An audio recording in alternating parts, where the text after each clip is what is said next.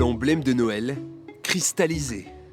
7 branches, aux nuances de bleu turquoise, de rouge carmin ou de jaune ambré. L'hiver n'est pas encore là, mais ces étoiles brillent déjà aux yeux des visiteurs. J'en ai déjà acheté une de cette année. Les couleurs sont vraiment super belles, à chaque fois on trouve toujours une belle étoile à acheter. Ça doit être du travail fait sur mesure et c'est très chouette en tout cas. C'est plein de couleurs et c'est une nouvelle forme qui est choisie tous les ans, donc on a hâte de la découvrir. Une boule fabriquée ici même dans cette cristallerie de l'Est mosellan. On a uniquement de la matière transparente, on va venir la colorer juste après avec des oxydes métalliques, soit sous forme de grains, soit sous forme de poudre. À l'intérieur de ces fours, du verre en fusion à 1300 degrés. Entre le moment où on sort du four avec la couleur et qu'on vient le travailler, on a une trentaine de secondes à peu près avant qu'il refroidisse et qu'il se durcisse.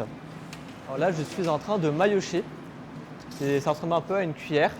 C'est pour pouvoir donner une forme bien ronde à la boule. Ensuite, je viens mettre un petit peu d'air pour pouvoir créer ma bulle. Une cadence millimétrée, une boule toutes les 2 minutes. Et à chaque fois, les mêmes gestes répétés par ces passionnés. Ça va permettre de fermer la boule de Noël à l'endroit où est-ce que je t'ai détaché. Et on crée la petite boucle pour pouvoir ensuite l'accrocher dans le sapin de Noël. Quand j'étais petit, mes parents ils m'ont beaucoup trimballé à droite, à gauche, les musées, les verreries. Et ça m'a toujours tapé dans l'œil. Et quand j'étais petit, j'ai dit je veux faire ça. Derrière ce savoir-faire, une histoire familiale commencée dans les années 60. À l'origine, de simples tailleurs de verre. Bruno Lerreur, le patriarche, ne s'est jamais lassé de la période de Noël. C'est magique, hein, quand on voit toutes les illuminations et tout. On a toujours la tête dans les étoiles, on va dire. Je suis l'aîné de 7 enfants, dont 6 travaillent dans le domaine du verre. Moi, je taillais déjà pendant les vacances scolaires, je donnais un coup de main aux parents. Et comme j'ai dit, là, on s'est pris au jeu et après, c'est devenu vraiment une passion. Hein.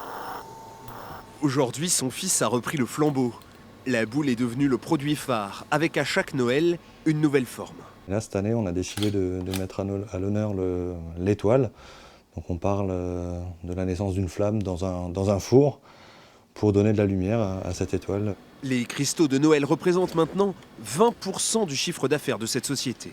C'est un effet de récurrence, c'est-à-dire notre clientèle commence à s'habituer à ce que l'on crée chaque année une nouvelle forme. Et il y a un peu cet effet collection. On a commencé il y a 7 ans avec notre première forme, on parlait d'entre 3, 4, 5 000 boules de Noël. Et là, cette année, on va tabler à plus de 40 000 boules de Noël. Une étoile pour redonner de l'éclat à la région historique du cristal en France.